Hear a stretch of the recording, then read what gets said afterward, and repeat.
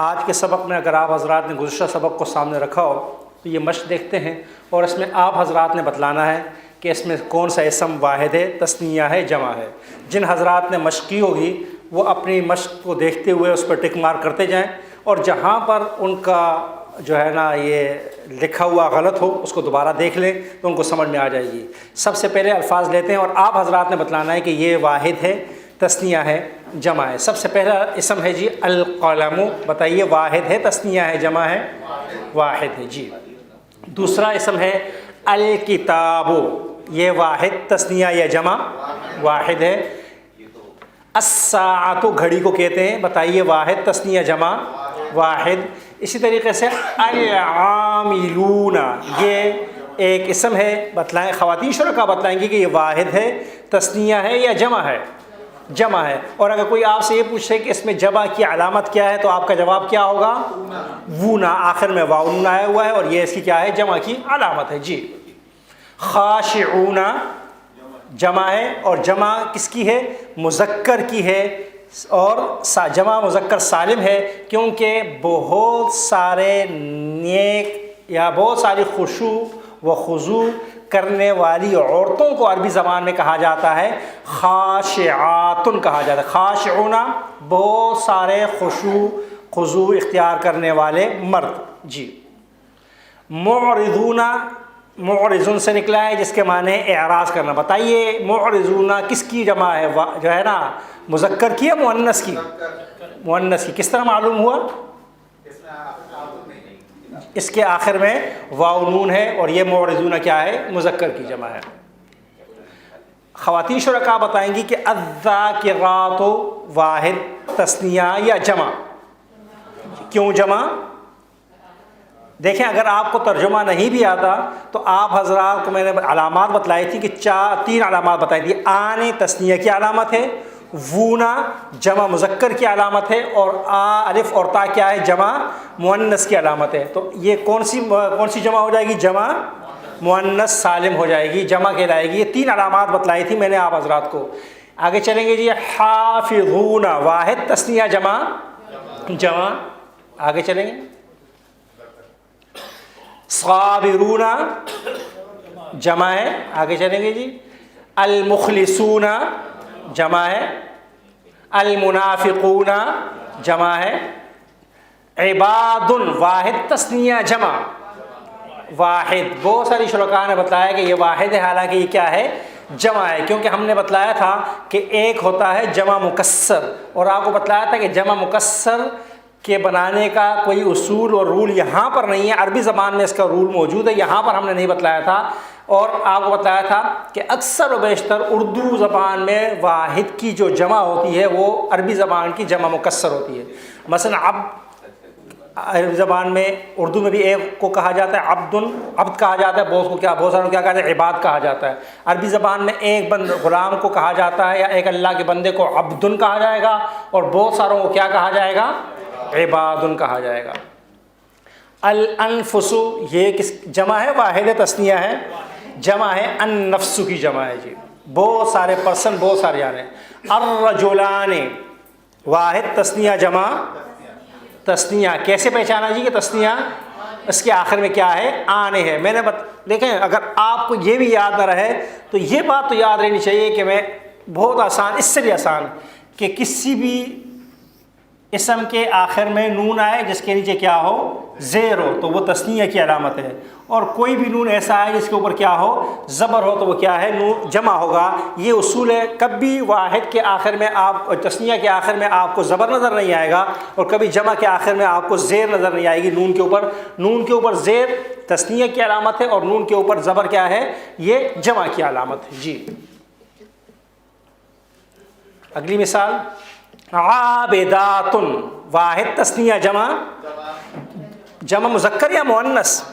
مؤنث۔ بہت ساری اللہ کی عبادت کرنے والی عورتوں کو کیا کہا جاتا ہے؟ عابدات۔ اب آپ حضرات نے کرنا یہ ہے، اگر آپ حضرات اس سبق کو قرآن کریم میں اپلائی کرنا چاہتے ہو، طریقہ کار کیا ہوگا؟ عابدات آپ نے لیا اور اپنے پاس 6 خانے آپ بنائیں گے، 6 کالم بنائیں گے، اور اس میں ایک پہ لکھیں گے واحد، تثنیہ، جمع۔ مثلا پہلے پہ لکھیں گے واحد، لیکن ساتھ ہی کیا لکھیں گے؟ مذکر، پھر تثنیہ اور پھر جمع، اور اس کے بعد جو ہے نا لکھیں گے مثلا اب یہ عابدات، یہ ہے جمع مؤنث سالم، کیا ہے؟ جمع مؤنث سالم۔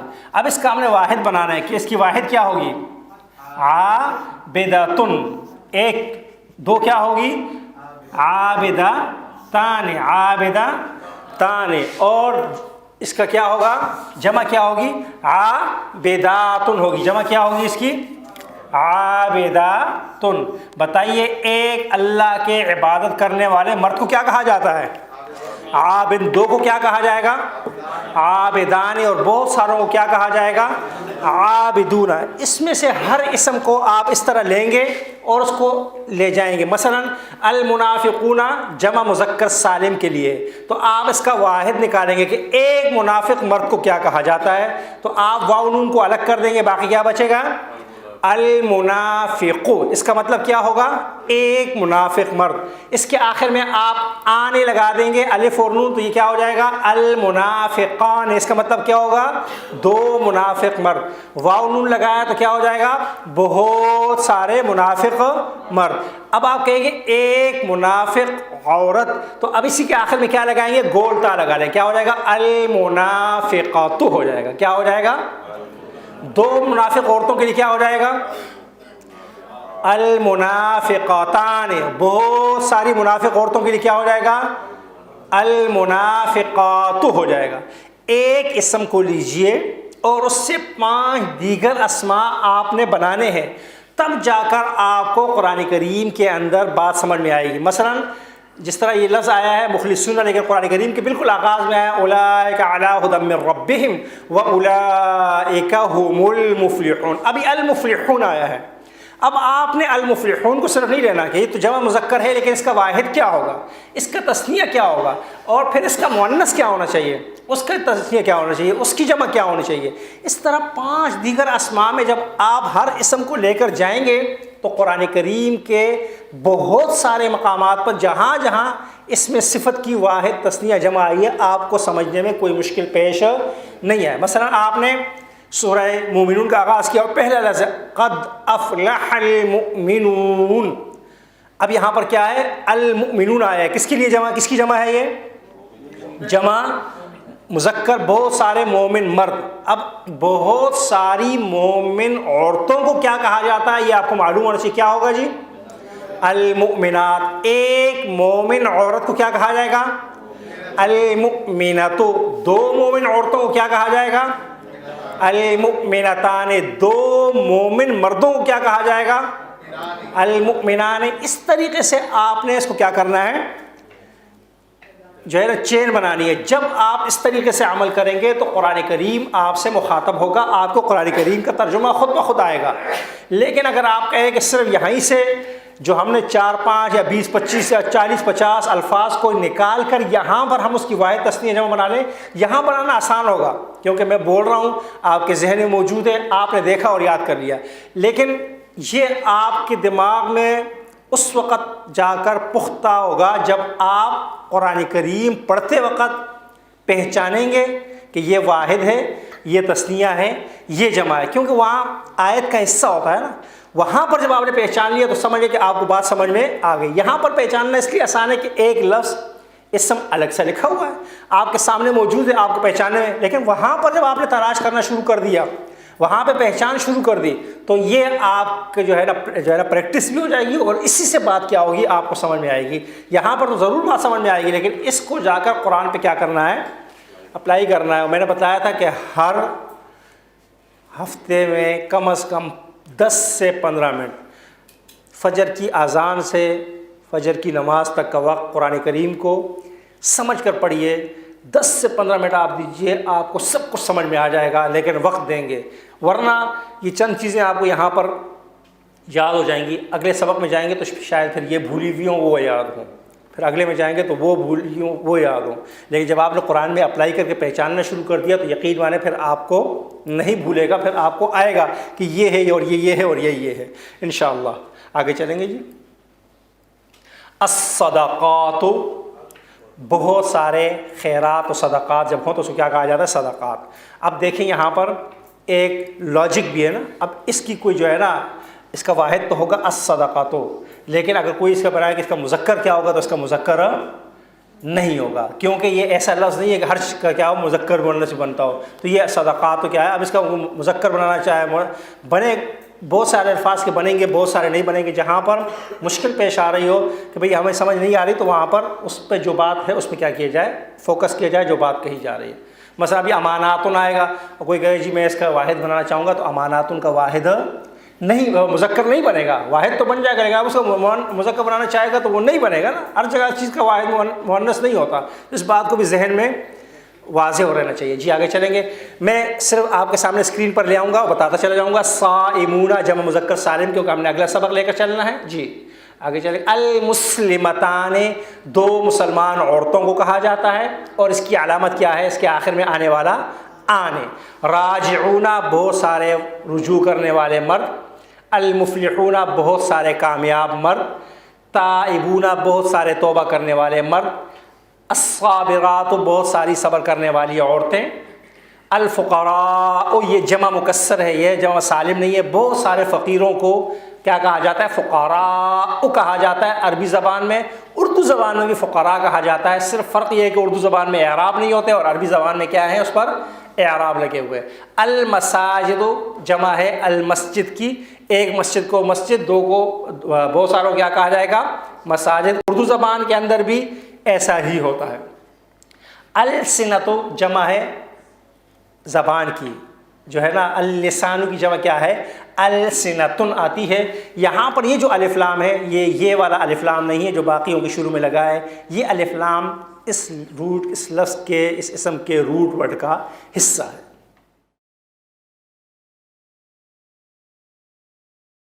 ہمارا آج کا نیا سبق جو ہے وہ ہے وسعت سے متعلق۔ وسعت کے سبق میں ہم اس بات کو جانیں گے کہ عربی زبان میں کون سا اسم نکرہ ہے اور کون سا اسم معرفہ ہے۔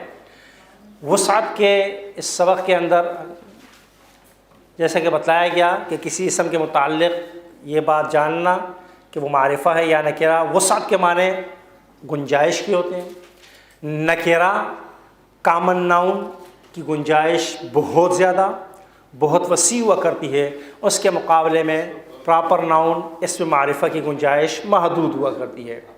جیسا رجل ایک اسم، آپ تمام مرد یہاں موجود ہیں، اس کائنات کے اندر جتنے بھی مرد ہیں ان سب کو کیا کہا جا سکتا ہے؟ رجل کہا جا سکتا ہے۔ لیکن اگر میں آپ میں سے کسی ایک کا نام لوں اور کہوں محمود یا جواد، تو وہ آپ میں سے ایک ہوگا یا دو لوگ ہوں گے۔ یہ مخصوص نام ہے، لہٰذا اس کو عربی زبان میں کیا کہا جائے گا؟ خاص نام کہا جائے گا۔ نکرہ اور معرفہ کی عربی زبان میں بھی تقریباً وہی تعریف ہے، وہی بات تقریباً جو ہے نا ڈیفینیشن کے لحاظ سے دونوں میں کوئی فرق نہیں ہے جو انگریزی زبان میں، کہ اس میں معرفہ اور اس میں نکرہ، اس میں معرفہ اور اس میں نکرہ، اس میں معرفہ پراپر ناؤن، اس میں نکرہ کامن ناؤن۔ ہمارے سبق کا ایک اصول اور طریقہ کار یہ ہے کہ ہم نے تثنیہ کے سبق میں یہ بات بتلائی تھی آپ حضرات کو کہ جس اسم کی دو ہی قسمیں ہوں یا جس بھی ہمارے سبق میں کسی چیز کی دو اقسام ہوں، تو ہم کوشش کریں گے کہ جو چیز تعداد میں تھوڑی ہو اس کو پہچان لیں، اور جو تعداد میں زیادہ ہو وہ خود بخود کیا ہو جائے گی؟ سامنے آ جائے گی۔ مثلا مؤنث کے سبق میں ہم نے مذکر کو نہیں پہچانا بلکہ کیا پہچانا تھا؟ مؤنث کو پہچانا، اس لیے کہ مؤنث تعداد میں کیا ہیں؟ بہت کم ہیں، تھوڑے ہیں۔ ہم نے 3 مؤنث حقیقی، قیاسی اور سماعی کو پہچان لیا تو مذکر خود بخود کیا ہو جاتا ہے؟ سمجھ میں آ جاتا ہے۔ وہی کچھ یہاں پر ہوگا کہ عربی زبان میں کامن ناؤن کی تعداد کیا ہے؟ اس میں نکرہ کی تعداد کیا ہے؟ بہت زیادہ ہے، اور معرفہ کیا ہے؟ بہت مخصوص ہے۔ لہٰذا ہم کیا کریں گے؟ معرفہ کو پہچان لیں گے تو نکرہ خود بخود کیا ہو جائے گا؟ سامنے آ جائے گا۔ جو معرفہ نہیں ہوگا وہ خود بخود کیا ہو جائے گا؟ نکرہ ہو جائے گا۔ تو اس میں معرفہ کی عربی زبان کے اندر 5 مشہور اقسام ہیں۔ اس میں معرفہ کی کتنی اقسام ہیں جی؟ 5 مشہور اقسام ہیں. میں یہ نہیں کہہ رہا کہ 5 ہی اقسام ہیں, میں کیا کہہ رہا ہوں, 5 مشہور اقسام ہیں, اور بھی ہو سکتی ہیں لیکن ہمارے سبق سے جتنی متعلق ہیں. سب سے پہلا اسم معرفہ, مثلا یہاں معرفہ کی تعریف آئی ہے کہ ایک خاص یا معین چیز کے لیے بولا جائے اسے اسم معرفہ کہا جاتا ہے. خالد, آپ سب کا نام نہیں, آپ میں سے کسی کا مخصوص نام ہوگا. پاکستان اس دنیا کے سارے ممالک کو نہیں پکارا جاتا پاکستان کے نام سے. پاکستان ایک مخصوص جغرافیہ اور مخصوص نظریے پر مشتمل ملک ہے, اس کا نام کیا ہے, پاکستان. جی, اسم معرفہ کی 5 مشہور اقسام: اسم علم, اسم ضمیر, اسم اشارہ, اسم موصول اور معرف بالف و لام کہا جاتا ہے اسے. یہ 5 مشہور اقسام ہیں. ان میں سے ایک ایک کی تعریف ہم آگے لے کے چلیں گے, کچھ کو تفصیل کے ساتھ لیں گے, کچھ کو یہاں پر ہم بہت آسانی کے جو ہے نا مختصر لیں گے, اور اگلے سبق میں ان کی کیا ہو جائیں گی, تفصیلات انشاءاللہ آئیں گی. سب سے پہلا اسم معرفہ ہوتا ہے عربی زبان میں اسم علم. اسم علم کسی بھی شخص کے, شہر کے, ملک کے مخصوص نام کو اسم علم کہا جاتا ہے. میرا اور آپ کا مخصوص نام میری اور آپ کی علامت اور پہچان ہے. ہمارے شہر اور اس ملک کا مخصوص نام ہمارے اس شہر اور اس ملک کی پہچان ہے. ہمارے قبیلے کا مخصوص نام ہمارے قبیلے کی پہچان ہے. بالکل عربی زبان کے اندر ایسے تمام نام کیا کہلاتے ہیں, اسم علم کہلاتے ہیں. اور اسم علم جب آ جائے تو وہ کیا ہو جاتا ہے, خاص ہو جایا کرتا ہے, سب کو نہیں کہا جا سکتا. مثلا سب سے پہلے یہاں پر لفظ لکھا ہوا, اسم لکھا ہوا ہے محمد صلی اللہ علیہ وسلم. اس کائنات کے ہر فرد کو نہیں کہا جاتا بلکہ سرور کائنات صلی اللہ علیہ وسلم کا مخصوص نام. عائشہ رضی اللہ تعالی عنہا, جیسے ہی یہ نام میری زبان پر آتا ہے تو اس کائنات کی ساری عورتیں مراد نہیں ہوتی بلکہ اس سے مراد عفیفہ کائنات امی عائشہ رضی اللہ تعالی عنہا ہوا کرتی ہیں. نمبر 3 پاکستان. جیسے ہی یہ نام ہم لیتے ہیں ہماری زبان سے ادا ہوتا ہے. اس میرے اور آپ کے ذہن میں امریکہ, کینیڈا, جاپان یا چین کوئی دوسرا ملک نہیں آتا بلکہ ایک مخصوص جغرافیہ پر مشتمل اپنے ملک کا تصور اور نام آتا ہے, کیونکہ یہ ہمارے ملک کا خاص نام ہے. تو یہ سب کے سب کیا کہلائیں گے عربی زبان میں, معرفہ کہلائیں گے. یہ سب کے سب کیا ہوں گے, عربی زبان کے مخصوص نام ہوں گے جسے اسم معرفہ کہا جاتا ہے. جی, ضمیر, پروناؤنز. انگریزی زبان میں, اردو زبان میں اس کی کوئی اہمیت ہو یا نہ ہو, قرآن کی زبان عربی اور خود قرآن میں پروناؤن یعنی اسم ضمیر کو بہت بڑا مقام حاصل ہے. اگر میں یہ بات کہوں تو بے جا نہ ہوگا کہ قرآن کریم کو سمجھنا عربی زبان کے پروناؤنز کو سمجھنے پر موقوف ہے. اگر آپ کو اسم ضمیر کا پتہ نہ ہو تو آپ قرآن کریم کے بہت سارے مقامات پہ صحیح ترجمہ کر نہیں سکتے. پڑھ سکتے ہیں, پڑھنے میں تو آپ پڑھ لیں جو بھی ترجمہ نیچے ہے. اگر آپ کو کرنا پڑ جائے, مثلا آپ سے کہا جائے کہ اس ضمیر سے کون سا اسم مراد ہے, تو آپ کے لیے یہ جاننا پہچاننا مشکل ہو جائے گا. اس لیے ضمائر کے سبق کو ہمارے اس کورس میں الگ سبق کی حیثیت سے پڑھایا جاتا ہے. وہاں جا کر ہم تفصیل کے ساتھ آپ کو پڑھیں گے اور ایک مخصوص انداز کے اندر آپ کو یاد کروائیں گے. جب آپ یہاں سے اٹھیں گے ضمیر کا سبق پڑھنے کے بعد تو انشاءاللہ آپ کو قرآن کریم کے اندر جو ضمیر آپ کے سامنے آ جائے اس کو آپ پہچان لیں گے کہ یہ کون سی ضمیر ہے, واحد ہے, تثنیہ ہے, جمع ہے, مذکر ہے, مؤنث ہے. یہ بات آپ کو کیا ہو جائے گی, پہچان میں انشاءاللہ آ جائے گی جب آپ اس میں ضمیر کے سبق سے یہاں سے اٹھ کر جائیں گے انشاءاللہ. عربی زبان کے اندر کسی بھی نام کی جگہ استعمال ہونے والے لفظ کو کیا کہا جاتا ہے, اس میں ضمیر کہا جاتا ہے. انگریزی زبان میں بھی میرے خیال سے ایسا ہی ہوتا ہے اور اردو زبان کے اندر بھی ایسا ہی ہوتا ہے. مثلا ہوا عربی زبان کا اسم ضمیر ہے, جس کا مطلب ہوتا ہے وہ ایک مذکر, اور انتا بھی عربی زبان کا ضمیر ہے, اس کا مطلب ہے تو ایک مذکر. انا کا مطلب ہے میں ایک مذکر. یہ تھرڈ پرسن کے لیے ہے, یہ سیکنڈ پرسن کے لیے ہے, یہ فرسٹ پرسن کے لیے استعمال ہونے والا اسم ضمیر ہے. اور جب بھی ضمیر آتی ہے تو کسی نام کی جگہ آتی ہے. تو جب نام خاص ہے تو ضمیر خود بخود کیا ہو جائے گی؟ خاص. جب نام معرفہ ہے تو اس نام کی جگہ اس نام کی طرف اشارہ کرنے والی، اس نام کی طرف رجوع ہونے والی ضمیر کو بھی کیا کہا جائے گا؟ وہ بھی کیا ہو جائے گی؟ خاص ہو جائے گی. مثلا اگر آج کے اخبار میں پرائم منسٹر کا کوئی بیان چھپا اور اس کے بعد میں آتا ہے کہ انہوں نے کہا، تو اس انہوں سے مراد کیا ہوں گے؟ وہی پرائم منسٹر ہوں گے جن کا وہ بیان ہوگا. اس سے مراد کوئی اور وزیر نہیں ہوگا، کسی اور ملک کا پرائم منسٹر نہیں ہوگا. یہ خاص ہو جاتا ہے. اس لیے جب بھی ضمیر آئے تو وہ کیا ہوتا ہے؟ کسی خاص اسم کی جگہ استعمال ہو رہا ہوتا ہے. لہٰذا ضمائر سب کے سب عربی زبان میں کیا ہوں گے؟ اس میں معرفہ ہوں گے. جی، اس میں اشارہ. دیکھیں میرے ہاتھ میں قلم ہے، یہاں پر ایک پنکھا لگا ہوا ہے، مروحتن گھڑی ہے. جب میں کہتا ہوں کرسی موجود ہے، میں کہتا ہوں مروحتن، تو اس حال کے اندر دائیں بائیں جتنے پنکھے لگے ہوئے ہیں وہ سب آپ مراد لے سکتے ہیں. لیکن جب میں کہتا ہوں یہ پنکھا یا وہ پنکھا، تو اب کیا ہوگا؟ یہ اور وہ پنکھا کیا ہو جائے گا؟ خاص ہو جائے گا. باقی سب کے سب کیا ہو جائیں گے؟ نکل جائیں گے. تو اس میں اشارہ سے جس چیز کی طرف اشارہ کر دیا جائے وہ چیز خود بخود کیا ہو جاتی ہے؟ خاص ہو جاتی ہے. اور یہی اس میں معرفہ کی کیا ہے؟ تعریف ہے. لہٰذا اسماء اشارہ سب کے سب کیا ہیں؟ معرفہ ہوا کرتے ہیں. اور اس کی دو اقسام ہیں، اسم اشارہ قریب اور اسم اشارہ بعید. اردو زبان کے اندر بھی ایسا ہی ہوتا ہے کہ قریب کے لیے یہ اور بعید کے لیے وہ استعمال ہوتا ہے. انگریزی زبان والے بھی دس اور دیٹ استعمال کرتے ہیں، لیکن عربی زبان میں قریب اور بعید کے ساتھ اسم اشارہ کی کچھ اور تفصیلات بھی ہیں. مثلا مذکر کے لیے الگ اسم اشارہ ہے، مؤنث کے لیے الگ اسم اشارہ، ایک کے لیے الگ اسم اشارہ، دو کے لیے الگ اسم اشارہ اور دو سے زائد کے لیے الگ اسم اشارہ. اسم اشارہ کے لیے استعمال ہونے والے الفاظ کو عربی زبان کی گرامر میں کیا کہا جاتا ہے؟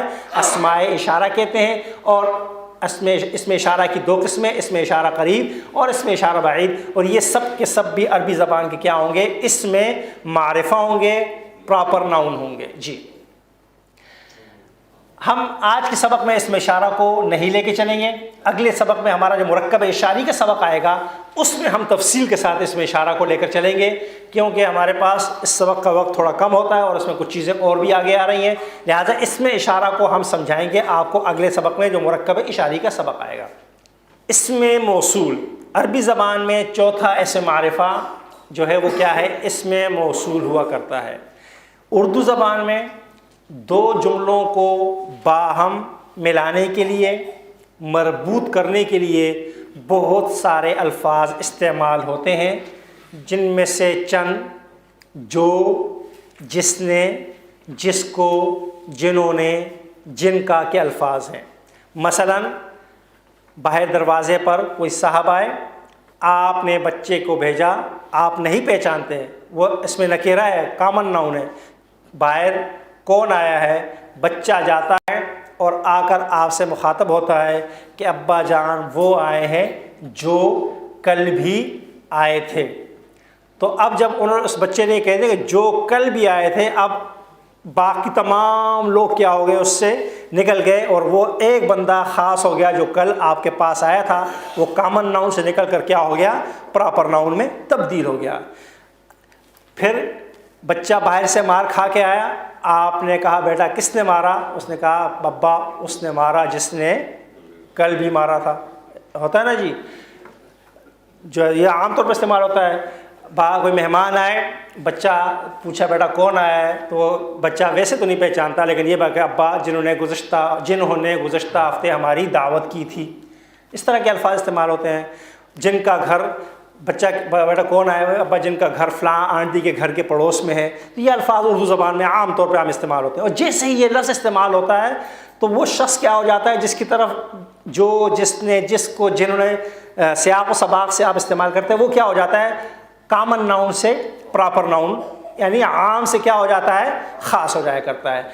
ان سب کو عربی زبان کے اندر ان کو کیا کہا جاتا ہے؟ اسم موصول یا اسماء موصولہ کہا جاتا ہے. اردو زبان میں تو یہ لاتعداد ہیں اور سیاق و سباق سے پتہ چلتا ہے کہ کون سے جگہ کون سا استعمال کرنا ہے. لیکن عربی زبان میں اسم موصول مخصوص ہیں. مثلا عربی زبان میں واحد مذکر کے لیے جو اسم موصول استعمال ہوتا ہے وہ ہے الذی، جو قرآن کریم میں 304 مرتبہ استعمال ہوا ہے.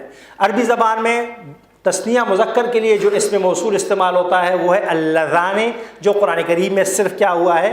1 مرتبہ استعمال ہوا ہے. اور عربی زبان میں جمع مذکر کے لیے جو اسم موصول استعمال ہوتا ہے وہ ہے الذین، جو قرآن کریم میں 1073 یعنی 1073 مرتبہ استعمال ہوا ہے. ان 3 اسماء موصولہ میں سے اگر آپ اس کو ڈراپ بھی کر دیں، کیونکہ ایک ہی دفعہ آیا ہے، جب آیا قرآن کریم میں پورے میں کیا ہوا ہے؟ ایک دفعہ جب آیا اس کا معنی، تو باقی اگر آپ لے لیں تو اللہ آپ کا بھلا کرے، یہ 1377 الفاظ ہیں جس کا معنی اور مفہوم آپ کو آج یاد ہو جائے گا اگر آپ نے الذی اور الذین کا معنی کیا کر لیا؟ یاد کر لیا. اگر آپ کو یہ معلوم ہو کہ وہ جو اب آپ نے جو بات یاد کرنی ہے، دیکھیں سیاق و سباق اردو زبان، کیونکہ ہم ترجمہ کس میں کریں گے؟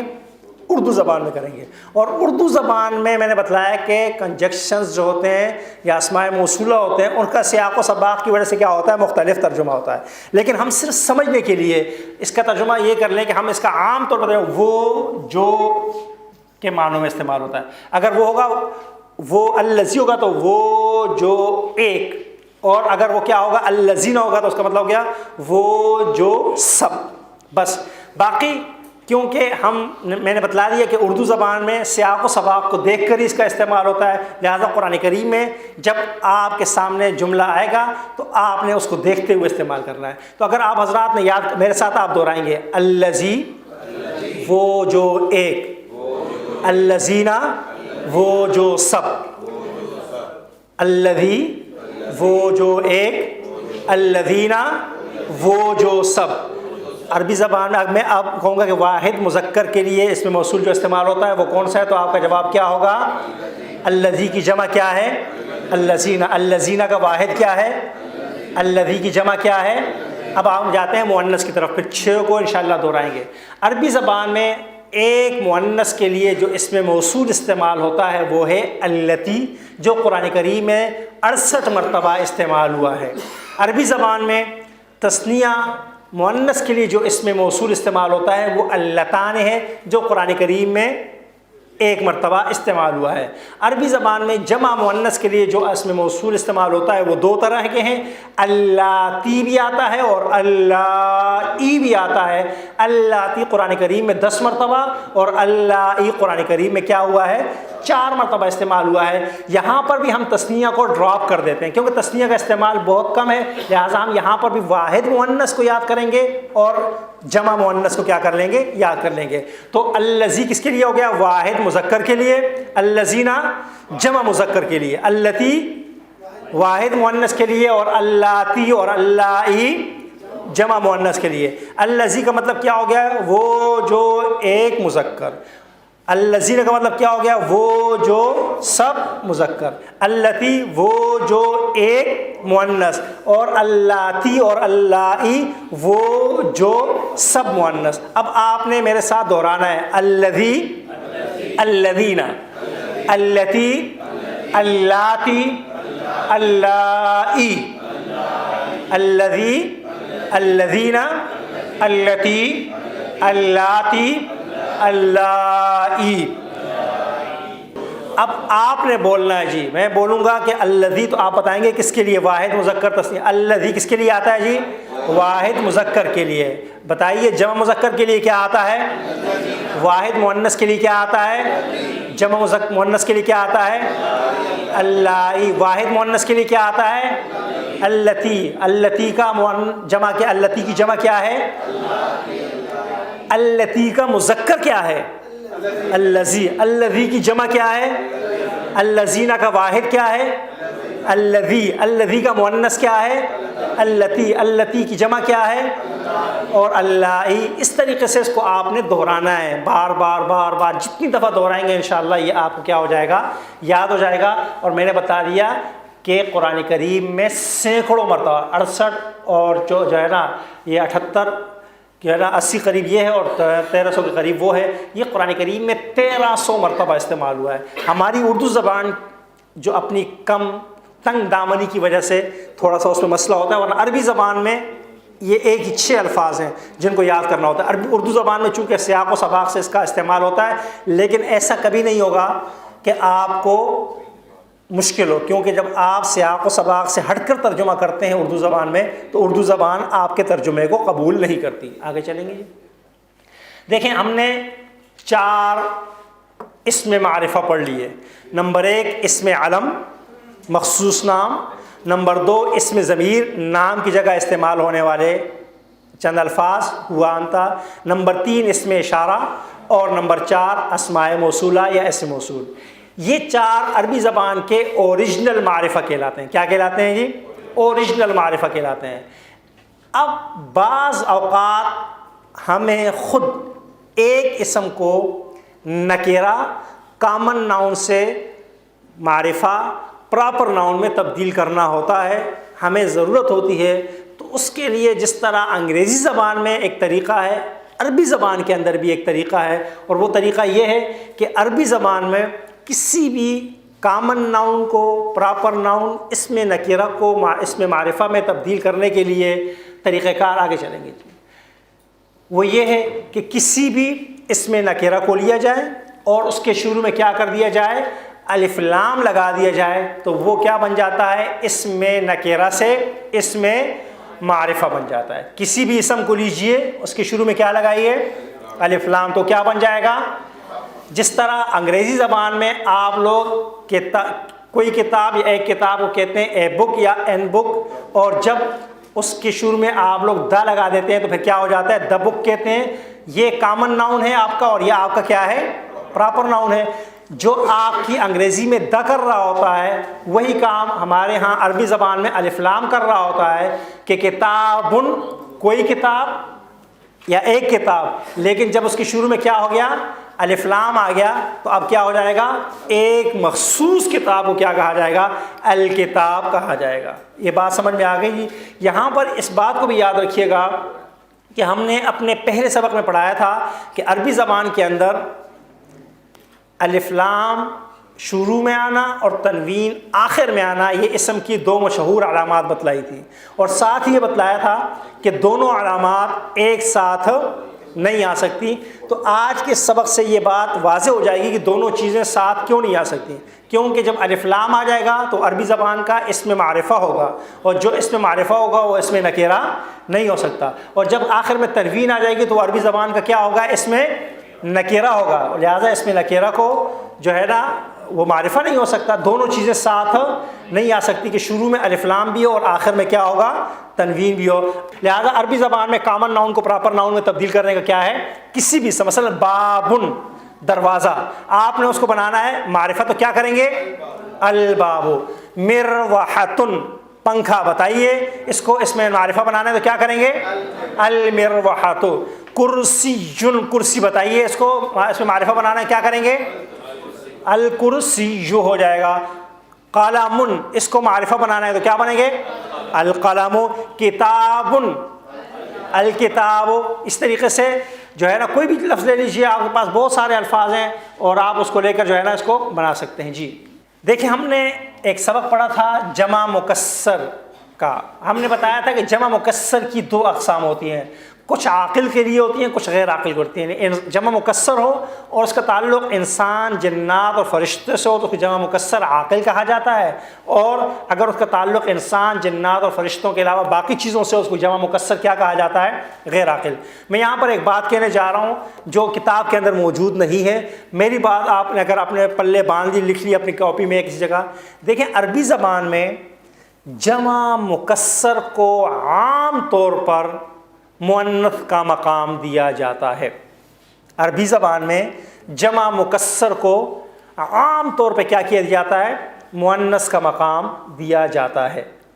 کیونکہ اس کی وجہ کیا ہے کہ جمع مکسر غیر عاقل کے لیے تو قانون ہے کہ اس کے لیے جو اسم اشارہ وغیرہ وغیرہ صفت و واحد مؤنث آتی ہے، لیکن جمع مکسر عاقل کے لیے بھی اصول یہ ہے کہ اس کے لیے مذکر بھی آ سکتی ہے اور مؤنث بھی آ سکتی ہے۔ لہٰذا ہم بہت زیادہ چونکہ وقت تو نہیں دے پا رہے، لہٰذا میں نے جو آپ کو بتایا کہ جمع مکسر کو عام طور پر کیا شمار کیا جاتا ہے؟ مؤنث. جب اس کو مذکر شمار کیا جائے اس کو آپ لوگ استثناء سمجھ لیں. ایکسیپشنز تو تمام زبانوں میں ہوتی ہیں نا، کہ جہاں جمع مکسر کو کیا کیا گیا ہے؟ مذکر استعمال کیا گیا ہے، یا تو اس کو آپ کیا سمجھ لیں؟ استثناء سمجھ لیں. تو آپ کو قرآن کریم کی بہت ساری جگہوں میں مشکلات پیش نہیں آئیں گی. مثلا یہاں پر دیکھیں اموال، یہ جمع ہے مالن کی. مال غیر عاقل مخلوق ہے نا، ایسا ہی ہے نا. یہ الگ بات ہے کہ ہم سے ایسے لوگوں کو اس نے خراب کر دیا، ہماری بھی عقل چھین لی ہے، لیکن ہے وہ بہرحال غیر عاقل ہی ہے نا جی، کہ نہیں؟ کسی کے پاس ایسا مال بھی ہے جو عقل والا ہو، کیا ہے؟ غیر عاقل. لیکن اب دیکھیں اموال جمع ہے مالن کی، غیر عاقل ہے. اس کے لیے قرآن کریم نے اس میں اشارہ بھی کیا آیا ہوا ہے؟ واحد مؤنث کا آیا ہوا ہے، اور اس کے بعد التی بھی کیا آیا ہوا ہے؟ کیوں آیا ہوا ہے؟ اس لیے آیا کہ جمع مکسر غیر عاقل ہے. تو یہ تو ایک قانون ہے. لیکن جمع مکسر عاقل کے لیے بھی اصول یہ ہے کہ مذکر بھی آ سکتا ہے، مؤنث بھی آ سکتا ہے. لہٰذا میں نے آپ کو بتلایا کہ جمع مکسر کو عام طور جہاں پر ایسا نظر آیا آپ کو، کوئی آپ سوال کرے کہ بھئی اموال کا لفظ تو مذکر ہے، نہ مؤنث حقیقی ہے، نہ مؤنث قیاسی ہے، نہ مؤنث سمائی ہے، اس کے باوجود قرآن کریم میں اس میں اشارہ کیا آیا ہوا ہے؟ مؤنث آیا ہوا ہے. تو آپ نے فوراً غور کرنا ہے کہ یہ جمع مکسر تو نہیں ہے. اگر جمع مکسر ہے تو اس کے لیے قانون کیا ہے؟ پھر ذرا الگ سا ہے. لہٰذا جب آپ جمع مکسر پہ غور کریں گے تو بات سمجھ میں آ جائے گی. بات سمجھ میں آ گئی جی کہ نہیں آئی؟ یہی مثال دیکھیں، اسی کو دیکھیں تلک الرسل میں بھی چلے جائیں. قرآن کریم میں آپ جائیں نا، تلک الرسل فضلنا بعضهم، یہاں پر اس میں اشارہ مؤنث کا استعمال ہوا ہے، آگے آئے گا انشاءاللہ. اب دیکھیں فوراً سوال آتا ہے کہ رسول تو ایک بھی مؤنث نہیں، لیکن قرآن کریم نے اس میں اشارہ کیا کیا ہے؟ مؤنث کا لگایا ہے. تو کیوں؟ تو یہ اس لیے کہ تل الرسل کیا ہے؟ جمع مکسر ہے. لہذا اس میں اشارہ کیا ہو سکتا ہے؟ مؤنث بھی آ سکتا ہے اور مذکر بھی آ سکتا ہے. اب یہاں پر ایک بات جس کی وضاحت کرتا چلوں، پھر میں آگے جو ہے نا اپنی بات ختم کروں گا. یہ اصول یاد رکھ لیجئے، یہ جو گرامر میں اور آپ پڑھ رہے ہیں نا، یہ گرامر ہم نے قرآن سے سیکھی ہے. یہ گرامر، یہ جو قانون، یہ اصول، یہ رول جو میں آپ کے سامنے بیان کر رہا ہوں، یہ قرآن سے ہمیں ملے ہیں. دنیا میں پہلے زبانیں وجود میں آتی ہیں، اس کے بعد اس کی کیا ہوتی ہے؟ گرامر ترتیب دی جائے. ایسا نہیں ہوتا کہ پہلے گرامر ترتیب دے دی جائے اور بعد میں کیا ہو؟ زبانیں وجود. جب قرآن کریم کا نزول ہوا تو گرامر وغیرہ سے عرب واقف نہ تھے، کیونکہ ان کی زبان تھی، بولتے تھے اور ضرورت بھی نہ تھی. جب عجمیوں کی ایک بہت بڑی تعداد نے اسلام قبول کیا، تب جا کر احساس ہوا صحابہ اکرام رضوان اللہ تعالیٰ علیہم اجمعین، خصوصاً عمر رضی اللہ تعالیٰ عنہ کو، کہ اگر قرآن کریم کے کوئی ایک مخصوص اصول و قواعد نہ ترتیب دیے گئے تو لوگ قرآن کریم کو کیا پڑھیں گے؟ غلط پڑھنا شروع کر دیں گے. تو پھر یہ گرامر ترتیب دی گئی. یہ تلک الرسل کا یہ اصول جو یہ لکھا ہوا ہے، یہ میں نے کوئی آسمان سے ہمیں نہیں ملا، یہ قرآن نے بتلایا کہ جمع مکسر عاقل کے لیے اس میں اشارہ کیا ہے؟ واحد مؤنث بھی آ سکتا ہے. لہٰذا کوئی آپ سے یہ سوال کر سکتا ہے، مثلا آپ اگر عیسائی کے ہاتھ تو ہم چڑھ جائیں نا تو وہ سب سے اعتراضات کرتے ہیں قرآن کریم پہ بڑے مشکل. ہمیں تو اپنے دین کے بارے میں پتہ ہی نہیں ہوتا، لہٰذا وہ اس طرح کے اعتراضات کرتے ہیں. تو ہمیں معلوم ہونا چاہیے کہ یہ کیا ہے، ترتیب کیا ہے. قرآن کریم نے بالکل درست استعمال کیا ہے. قرآن کریم کے ایک ایک حرف کی اپنی جگہ پر ہونے پر بھی ایمان اور یقین ہونا چاہیے، کیونکہ یہ من جانب اللہ ہے، آسمانی ترتیب ہے، رحمانی ترتیب ہے. اس کو توقیفی طریقے، یہ ہو ہی نہیں سکتا کہ قرآن کریم کا یہ جملہ جو ہے نا، یہ کیا یوں نہ یوں ہوتا. میرا اور آپ کا جملہ غلط ہو سکتا ہے لیکن قرآن کا جملہ غلط ہے. وہ جو جملہ ہے جس ترتیب سے، اسی ترتیب سے کیا ہے، وہ سب سے فصیح بلیغ عربی زبان کے اندر ہے. میری اور آپ کی سمجھ میں نہیں آئے تو الگ بات ہے، لیکن ہے وہی ترتیب درست جس کو قرآن نے اختیار کیا ہے اور قرآن نے ہمیں سکھایا. تو یہ بات اپنے ذہن میں واضح رہے. بعض اوقات ایسا ہوتا ہے کہ مخصوص نام ہے، حاضہ ہے، یہ پہلے سے ہی کیا ہے؟ معرفہ ہے. مخصوص نام ہونے کی وجہ سے اس معرفہ، اب اس کی شروع میں الف لام لگا کر اس کو معرفہ نہیں بنایا جا سکتا.